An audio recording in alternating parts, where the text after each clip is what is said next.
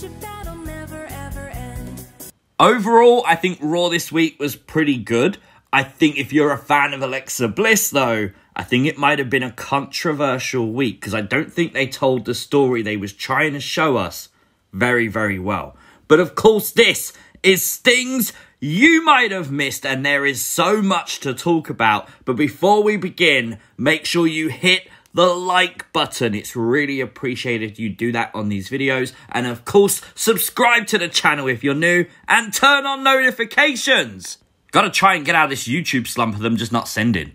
WWE seemingly have officially changed Nikki Cross's name to Nikki ASH. Of course, it was there on the graphic. Naomi mentioned a new name as well, so it looks like that's happening. Something, though, you definitely probably missed is what Alexa said to Asuka and Naomi. Of course, she walked into set, but of course, Nikki Cross's theme song was so loud you could barely hear it. She did say, you two better lower your expectations about winning Money in the Bank. This week on Raw was an 8 women's tag team match. Okay. And of course, I really feel like this shows the fans Alexa shouldn't be in random tag team matches. For Nikki Cross, it made sense because it was a qualification match that WWE would make. Why would Alexa Bliss show up to this? I don't understand why she'd be in this random tag match. But she was, and I thought it was pretty cool. She sort of stood on the middle rope. From the minute she entered the ring to the, like, literally halfway through the match, she just stood on the middle rope. It's sort of defiant, sort of showing that she's different to everyone else. And I really like that, so I really wanted to point that out. There was a cool moment in the match. We saw Doudrop throw Alexa into the ropes, and she sort of done this weird spider thing where she sort of clinched onto the ropes and sat there staring at Doudrop. What I don't think most people noticed was Doudrop's reaction looking into the eyes of Alexa Bliss. Only stopped when Nikki tagged herself in. That, though, was not the only possession in this match. The main focus came towards the end. Alexa Bliss, once again, locking eyes with Reginald. And, of course, this time it was interesting because Reginald seemingly seemed to be lured towards Alexa Bliss. So he wasn't just doing something where he slapped someone. He was moving towards her until Shayna pulled her off the apron. And, of course, the very controversial moment, she threw her into the guardrail. And we never saw Alexa Bliss again. Literally, the match went on for about 2 or more minutes. And that was it. Now, I think the whole point in them doing this was Alexa didn't achieve what she wanted with Reginald. It kind of went haywire with Shayna Baszler unexpectedly. So, therefore, she just vanished and didn't care. The problem there is WWE did not tell that story. The commentators didn't just say, where's Alexa Bliss? If they would have said those words, that would make sense. And I really hope that's what they was trying to do here, because if not, I don't understand it. But that is seemingly the only thing I can think about that saves this moment. Now, it is time for a very special challenge edition of Puppet Watch. Of course, you guys on the live stream recently challenged me to tell an entire story with just the Funhouse puppets. So here you go. It's Puppet Watch! The are you? And I'm Huskus. What's up, dudes and dudettes? It's your old pal, Ramblin' Rabbit. Why, I'm the friendship frog, of course. What did I tell you about fooling around in the funhouse?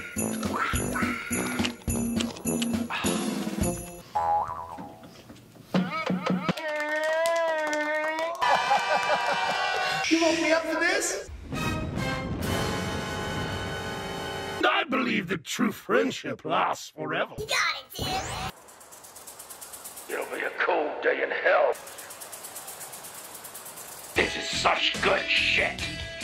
What's going to be interesting now is Reginald, and why does Alexa Bliss want to continue to possess him? This time, he wasn't going to attack anyone. There was no one in his path apart from Alexa, who was on the apron. So what was the intentions in possessing him tonight? Was it just to distract Nia Jax? Very possible. But could it be that she has another interest in Reginald? Is Reginald going to join her? We have wondered that in the past, and with him being lured towards her, it's possible. But it's now time for me to shout one more time and annoy my neighbours again for another Alexa Watch!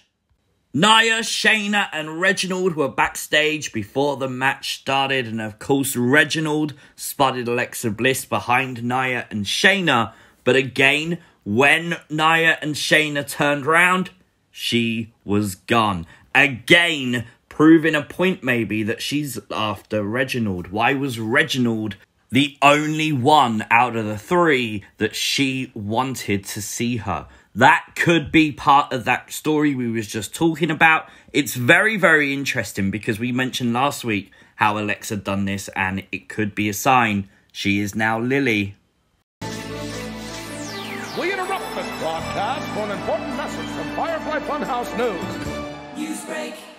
Available now on WWE Auction is a signed Fiend custom handcrafted title, $2,255 with currently 6 bids and over 3 days remaining. Yowie Wowie indeed. It did, however, show us some of these images. I don't know if they're new, I just can't remember ever seeing them before, of the legendary Tom Savini, who obviously worked on these handcrafted belts, signing and pictured with those belts. But if this championship is a little bit expensive for you, and by the way, note, that's not me bidding on it, I promise. There is also a Bray Wyatt signed Fiend Deluxe waist pack available, currently at $3, but be warned, it will go much higher. It's got 6 days left. That's going up in price. Alexa Bliss got a brand new t-shirt. This t-shirt is probably one of the most highly detailed, greatest t-shirts they've ever sold on WWE Shop. So much so, we did an entire theory video looking at things on this t-shirt.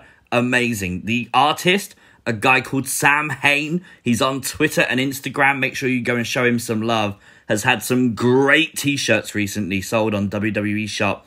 Genuinely great work, including the old Firefly Funhouse shirt with Bray and Alexa on. Love the work. And go and show him some love, definitely. And talking of Kane, did you notice that Lince Dorado's mask last week and this week on Raw is Kane inspired?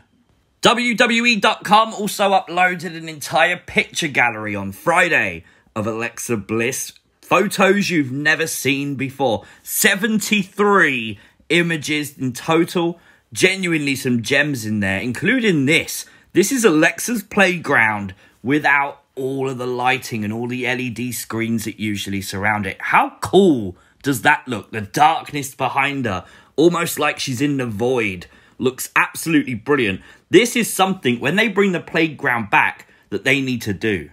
Liv Morgan will join WWE's The Bump this Wednesday. I cannot wait to hear what she's going to say. Her story on SmackDown has been so good on her quest to get into the Women's Money in the Bank match. That's exciting.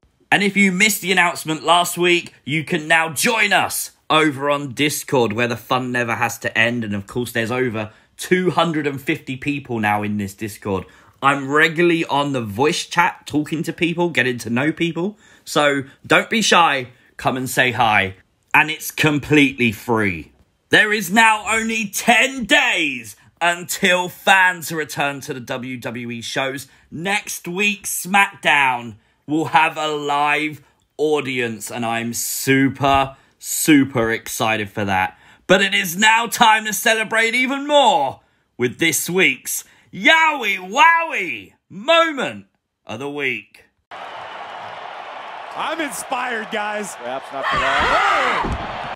Alexa scaring Eva Marie with just a scream, seemingly knocking her all the way out of the ring, is just genius. What a way to kind of get a character over, and how much the WWE women's roster fear her. I really like that. And don't overlook what could potentially happen next week. Next week's Raw is the last show in the Thunderdome. This happening to Alexa Bliss this week doesn't matter too much. If next week they have someone destroy the Thunderdome, it could be Alexa Bliss. That's going to be very, very fun indeed. And the potential there to rebuild that character is so easy. In fairness, she hasn't been buried. She hasn't been hurt. She didn't take the pinfall. And she's in the women's Money in the Bank ladder match. So, of course, she's not in need of getting a win this week. So, okay, it was a little bit dumb, WWE. But let's turn our attention to what we know is coming. And what is coming is very, very exciting. And talking of things coming, it can now only be a matter of time until he returns. So let's end this video this week with this graphic I made earlier on this weekend, because we miss you, Bray. But let me know your thoughts in the comment section down below. Like, share, subscribe, all that good stuff. And I'll see you as always next time.